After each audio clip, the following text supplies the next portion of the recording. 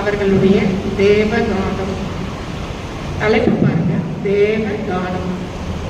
தேவனை நேசிக்காதவர்கள் இந்த உலகத்தில் எவரும் இருக்க முடியாது. ஆனா இந்த புத்தகம் பாத்தீங்கன்னா 2011 எழுதி முடிச்சிருக்காரு ஐயா.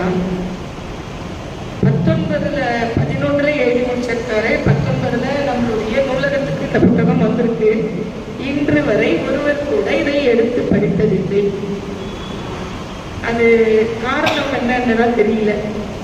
வாசிப்பவர்கள் குறைவாக இருந்த காரணமா, இல்லை இதை ஏதாவது மறைச்சு வச்சுட்டாங்களா, இல்லை இந்த புத்தகம் வெளியில் வந்ததே தெரியவில்லையா? அது இந்த மாதிரி இருக்கிறதுக்கான காரணம் என்னன்றதை நம்ம கொஞ்சம் யோசிச்சு பார்க்கணும்.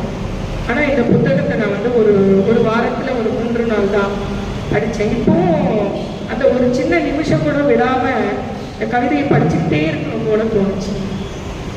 ஐயா கவிக்கோ அப்துல் ரஹ்மான் அப்படின்னாலே ஐக்யூ.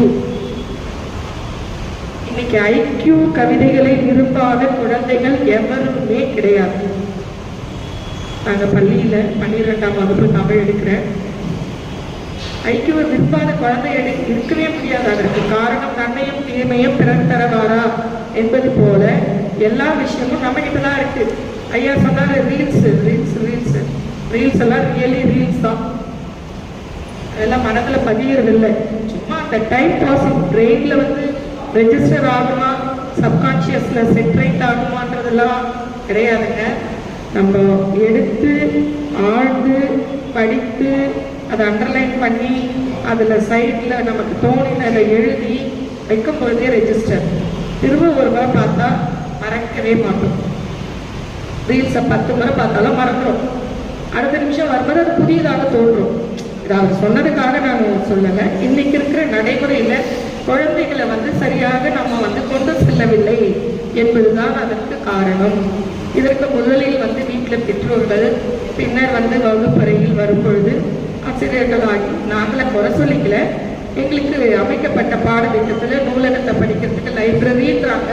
பட் லைப்ரரியில் நாங்கள் எல்லாமே பண்ணுறோமா அப்படின்னா இல்லை. உடனே அதை எடுத்து 10ஆம் வகுப்பு 12ஆம் வகுப்பு பொது தேர்வுக்கு போகிற மாணவர்கள் அந்த பீரியட் அதுக்கு யூஸ் பண்ணு, ரிவிஷன் பண்ணுங்க, இப்படி எங்களை திசை திருப்பிடுறாங்க. சும்மா பேருக்கு டைம் டேபிள் திசை திருப்புறதுனால அந்த படிப்பு மாறும் கிடையாது.